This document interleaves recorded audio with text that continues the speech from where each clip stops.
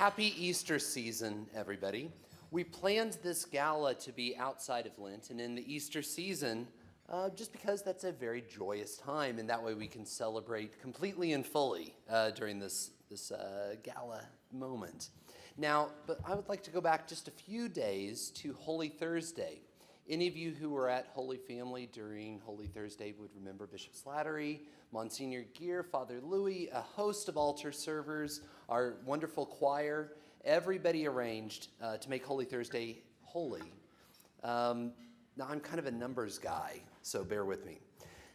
If we look back in history, this was the 100th Holy Thursday that was celebrated in Holy Family. But in the context of church history, this was the 1981st in our history. And we think about that upper room in Jerusalem where the Last Supper took place.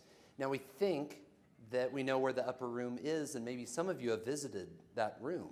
And it's very pretty. It's not as large or perhaps as grand as Holy Family Cathedral, but it's very important because it is holy because of what happened there.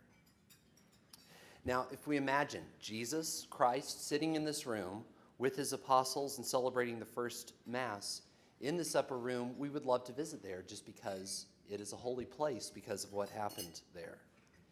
Holy Family is the place where most of us gather every Sunday or every Saturday evening for Mass. And even beyond just Sunday, Mass is said at Holy Family 14 times every week, and maybe even more if there's a funeral or a wedding there. And I really don't know what the Mass schedule was back in 1914, but let's pretend like it was the same as today.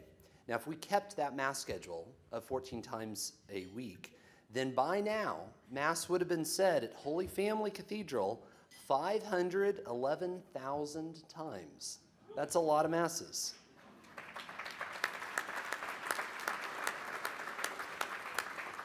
And thanks to our priests and bishops for making that happen, too. Now, our church is a holy place because of what has happened there 511,000 times. It is a place that is suitable, and it's a good solemn fit for the celebration of the sacraments. Now, I'm not going to estimate for you tonight how many baptisms or confessions or confirmations took place, but it's got to be a pretty big number. But I'm just going to take a survey of the crowd, and this is kind of the equivalent in baseball of a seventh inning stretch.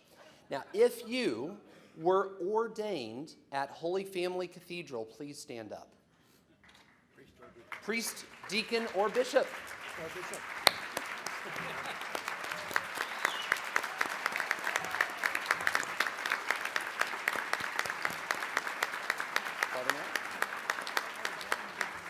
Now, stand up if you received the sacrament of confirmation there at the cathedral. And in fact, we have one guest here who was just confirmed only a few days ago. But please stand up if you were confirmed at the cathedral. Yep. A lot of people. Very good. Now, this should be a big one. Stand up if you were married at Holy Family Cathedral. Yep. Me too. Yeah, me too. Yeah.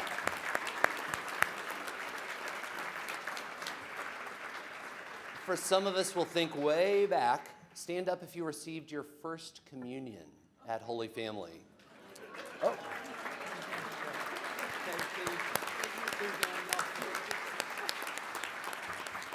And one last one. Stand up if you were baptized at Holy Family Cathedral. Yep.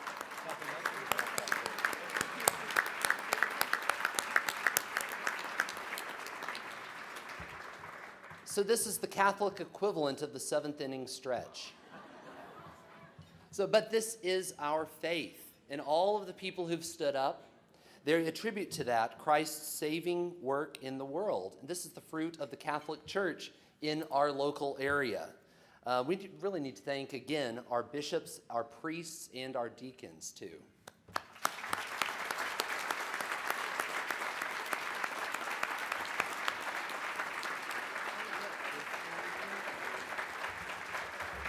They're standing for you. Notice the choir. Yeah. So Holy Family is indeed a holy place because of what happens there. Now, 100 years ago, before 1914, before there was a Holy Family Church, our third pastor of Holy Family, his name was Father John Hiring. He wanted to build a church suitable for all of us, even now in 2014, to receive those sacraments. He worked with three main architects, an architect named James Curtin, or rather J.P. Curtin, George Winkler, and Dan Eichenfeld. Curtin and Winkler owned the architectural firm that built the church, and they were kind of the lead architects on it. And if you've been north, kind of the Brady district, just north of downtown, you'll have seen a lot of Curtin's work that he built. George Winkler went on to build the Mayo Hotel. But there was one architect and assistant in this firm working under Curtin and Winkler, Dan Eichenfeld. He saw it through from the beginning to the end. And it's a little bit like academic writing. If you've ever written for a professor, your name sometimes is not up at the top. And Dan Eichenfeld wasn't at the top, but he was on there. And we know that he built the place. Now, you've seen Eichenfeld's work, certainly at Holy Family. Father Hiring liked his work so much that he hired him back 5 years later to build the building that we now call Holy Family Cathedral School. Yeah, go school.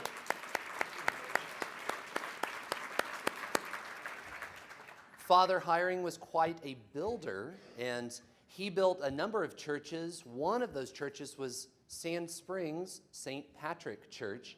Eichenfeld built that at the request of Father Hiring. And if you're a bit of a Tulsa historian, you'll have heard of Sand Springs Cave House. Have you ever heard of that? Dan Eichenfeld built that too. So the architecture is slightly different from that of the cathedral.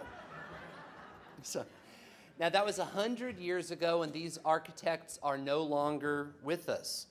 But tonight, I'd like to introduce you to a very special guest who we have here with us tonight.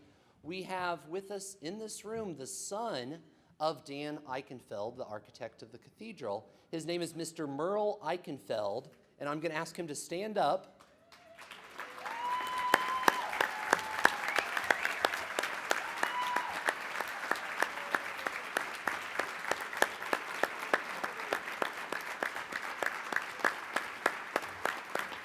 I think your dad did a pretty fine job on that church. What do you think?